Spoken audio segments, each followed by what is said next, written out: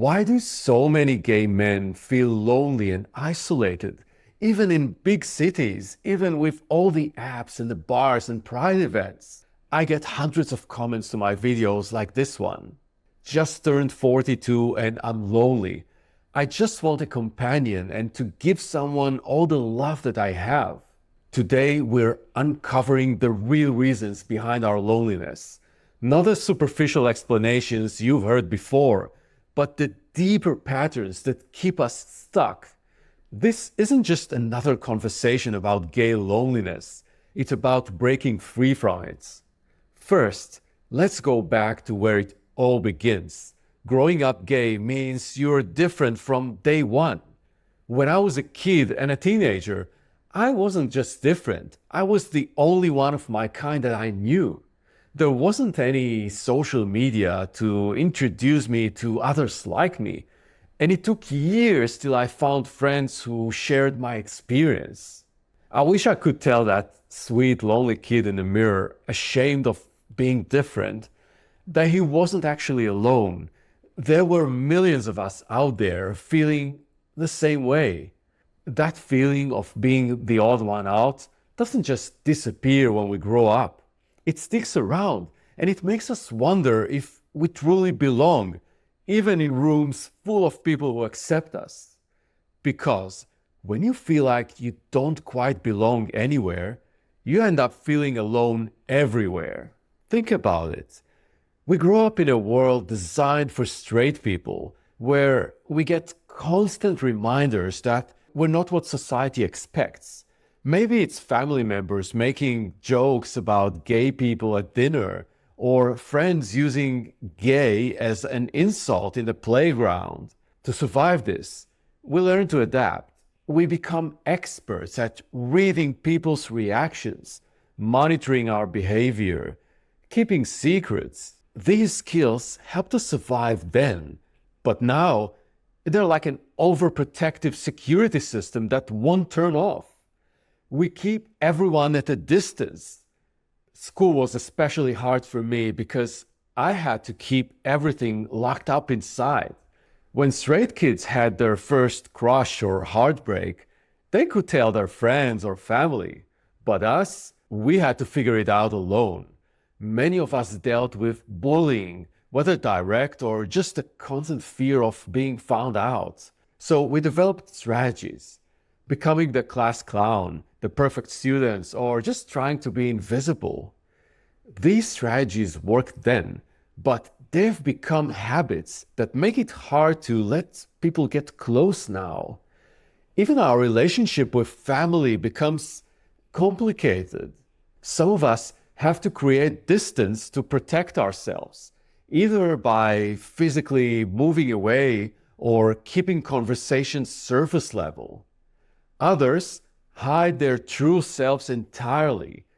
Either way, it leaves us feeling rootless, without that basic foundation that most people take for granted. And all those habits we develop to stay safe, they follow us into adulthood. Checking if it's okay to hold hands in public, or scanning a room for potential threats, carefully monitoring how we speak or move. These safety habits made sense when we needed them, but now they're on autopilot, actually keeping us isolated even in spaces where we're completely safe to be ourselves. So, what do many of us do with all these early experiences? We pack our bags and move to a gay-friendly cities like New York or San Francisco.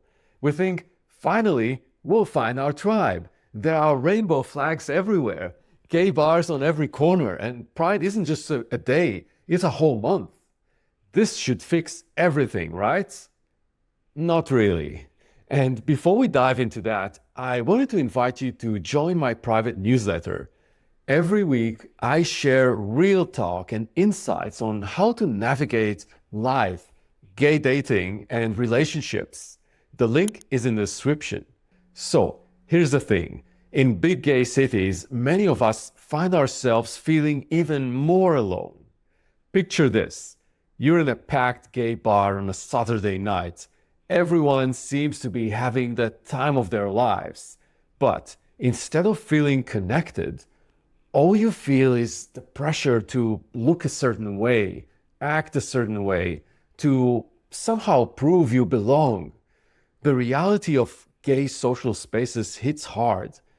They're often built around youth and looks and status. If you don't fit the ideal, whether that's body type, age, race, or even just how you present yourself, you can feel invisible or unwanted. And even if you do fit that ideal, many of us are so used to that feeling from childhood of not belonging, of being different, that we just continue feeling it. No matter how gay-friendly the space is, that old feeling of being an outsider just follows us around. And that feeling gets amplified 1,000 times by social media and dating apps. Our phones show us a distorted version of what gay life should be. When you open Instagram, you're bombarded with perfectly curated feeds of muscular guys living their best life at endless pool parties. Check Grindr, and you're immediately hit with no fams, mask only, and under 30. And here's what's really messed up.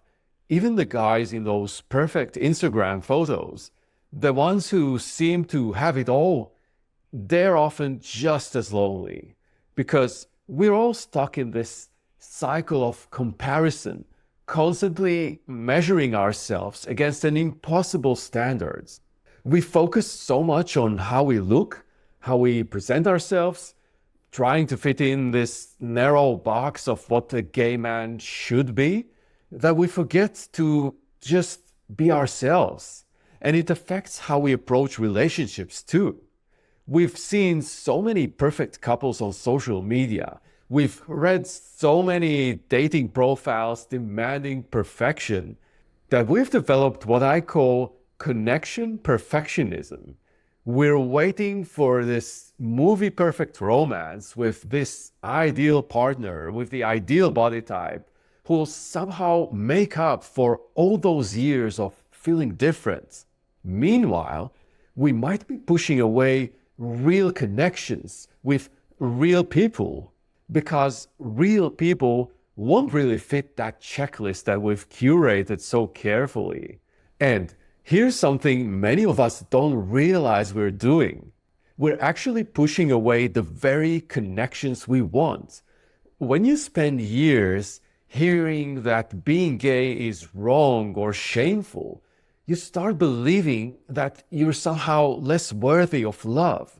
That stuff doesn't just go away when we come out. It kind of sneaks up on us in little ways. Like when someone genuinely likes us, but we find reasons why it won't work out. Or when we meet a great guy, but that voice in our head whispers, he's too good for you.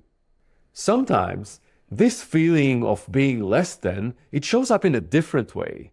We try so hard to be liked or to fit in that we lose ourselves in the process. We might change how we act or what we like, even who we hang out with, just to fit in with other gay men. But here's the thing. When you're busy people-pleasing, you're not really connecting. You're just performing. And that only makes you feel more alone. And all this people-pleasing and pushing people away, it's really just different versions of the same thing. We're trying to protect ourselves. It's what I call emotional armoring. We build these invisible walls around our hearts. Sure, these walls keep out pain, but they also keep out love and real connection. Some of us end up completely isolated, telling ourselves, I'm just introverted, or I don't need anyone. Others might seem super social, lots of friends, plenty of followers on social media, but all connections are surface level. In both of these cases, the result is the same. We're all just finding different ways to avoid being vulnerable, because that's exactly what feels scariest when you've spent so long protecting yourself. So, what do we end up doing with all these feelings of disconnection? Often, we try to numb them out. Maybe it's endless scrolling on dating apps, hoping the next match will make us feel less alone, or using hookups to feel temporarily wanted and desired.